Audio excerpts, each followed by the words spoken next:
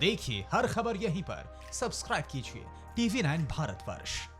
भारतीय ब्रिटिश फौज के राजपूत रेजिमेंट में सेकंड लेफ्टिनेंट पद पर नियुक्ति के साथ फील्ड मार्शल के.एम. करियप्पा ने अपनी नौकरी की शुरुआत की।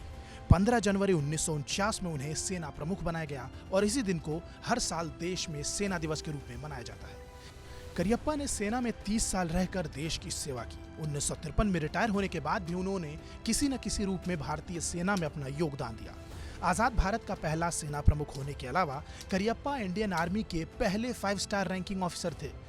उनके अलावा अभी तक सिर्फ जनरल मानेकशॉ को ही ये रैंक हासिल हुई है। 1965 भारत पाकिस्तान युद्ध का आखिरी दिन। ये 1965 के भारत पाकिस्तान युद्ध का आखिरी दिन था। 36 वर्षीय squadron leader K C. Cariappa, S K. Sehgal और कुके सुरेश को पाकिस्तानी ठिकानों पर बमबारी करने का आदेश दिया गया। तीनों ने बमबारी करने के लिए जैसे ही पहला चक्कर लगाया, पाकिस्तानी सैनिकों ने एंटी एयरक्राफ्ट गन से एस.के. सहगल के विमान पर हमला कर दिया। पर गनीमत ये रही कि हमले में एस.के. सहगल को कुछ भी नहीं हुआ। सहगल के जाने के बाद करियप्पा और कुके पाकिस्तानी सैनिकों को मुंहतोड़ जवाब देने के लिए पूरी तरीके से डटे रहे। करियप्पा ने एक के बाद एक दुश्मन के ठिकानों को तहस नहस कर दिया। इसी बीच करियप्पा का विमान लगातार पाकिस्तानी सैनिकों द्वारा दागे जाने वाली गोलियों का शिकार हो गया।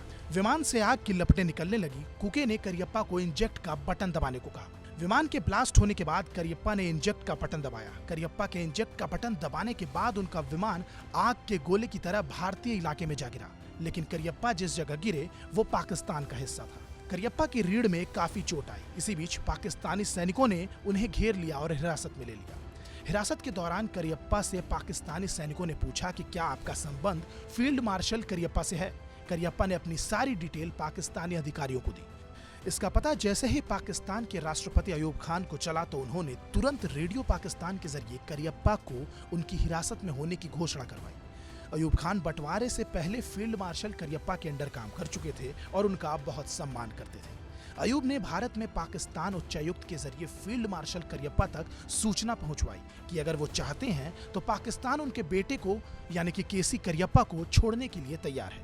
पर करियप्पा अपने उसूलों के पक्के थे। उन्होंने पाकिस्तान के इस प्रस्ताव को बहुत ही विनम्रता के साथ अस्वीकार कर दिया। उन्होंने उस समय कहा था कि नंदू उर्फ के.सी. करियप्पा मेरा नहीं बल्कि देश का भी बेटा है। जैसे दूसरे युद्धबंदियों के साथ बर्ताव किया जाता है वैसा ही बर्ताव उसके साथ भी किया जाए। शायद इन्हीं कारणों की वजह से पाकिस्तानी सेना भी उनकी बहुत इज्जत करती थी। खैर, फील्ड मार्शल के.एम. करियप्पा के बारे में आपकी क्या राय है यह हमें कमेंट सेक्शन में जरूर बताइएगा। बाकी देश और दुनिया की तमाम बड़ी खबरों के लिए सब्सक्राइब कीजिए TV9 भारतवर्ष।